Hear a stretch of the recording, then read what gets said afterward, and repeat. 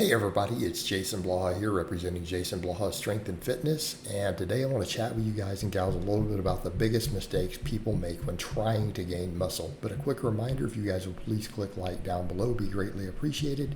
If you're not subscribed or following, please do so, and if you'll be kind enough to drop me a comment down below, I would appreciate it so much. Thank you. So, get over to the topic here. When it comes to gaining muscle, there's a lot of very common nutritional mistakes and training mistakes that people make. So as far as the nutrition goes, people don't want to hear this. I feel people get too caught up in the idea of one, feeling the need to gain weight too quickly and bulk quickly. Sorry guys, there's just no evidence that this causes more muscle growth. And in fact, all the available evidence finds it literally only causes fat gain. That's it. It causes nothing but fat gain, and it's not necessarily making you gain more muscle, even if you're leveraging more weight from it. And at that point has to be taken home, and I feel like that needs to be addressed with the starting strength model big time, because it still has its own popular followings.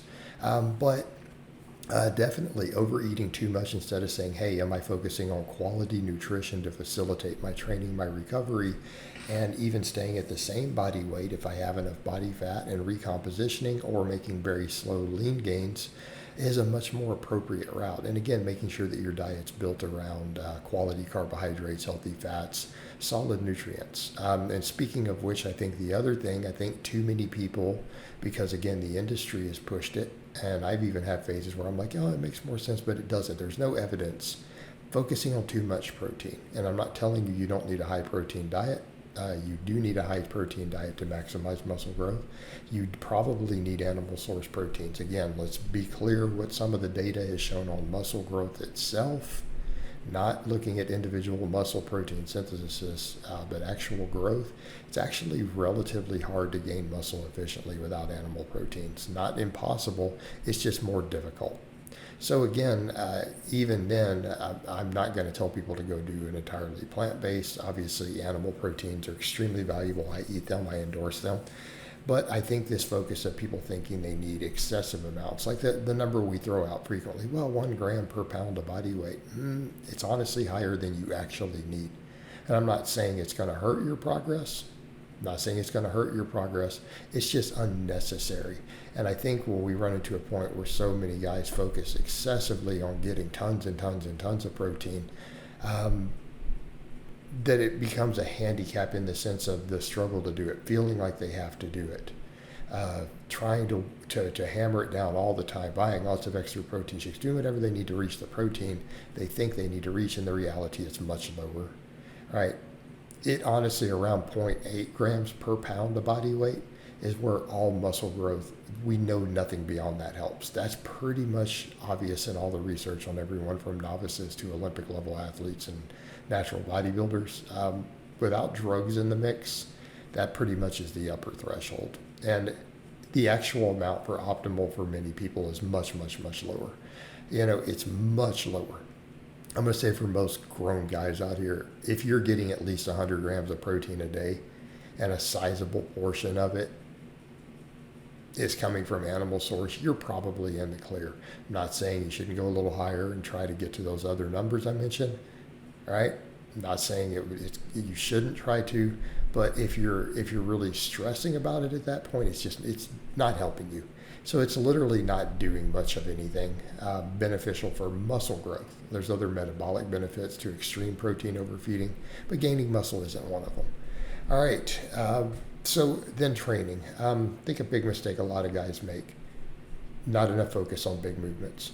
Any way you break it down, whether you're talking isolation or compounds, no study ever really finds that isolation movements build more muscle even in the target muscle. Right? The big movements are going to put the most muscle on you because they're working multiple big muscles. And you get people who they forget that from an exercise economy perspective. They'll say, okay, but maybe it's not optimal for this head or whatever, or it's not going to cause all the muscles to grow, but it always does. Right? Every study that ever looks at a bench press or any chest press, they always find the pecs, the triceps, the front delts, they all grow. They always grow.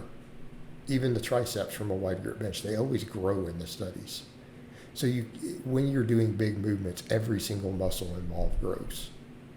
right? When you're isolating, only the isolated muscle grows. So, and I'm not telling you not to do any isolation, but you're training, if you're trying to actually gain muscle, notice I didn't say, hey, get really big arms. No, we said gain muscle. You need to be doing mostly big movements. You need to do movements that work lots of muscle. They need to be the foundation, all right? And I mean, I could give recommendations, but you don't necessarily have to follow those. But examples: squat, bench, deadlift, pull-ups, dips, right? These are big movements. Overhead pressing, right?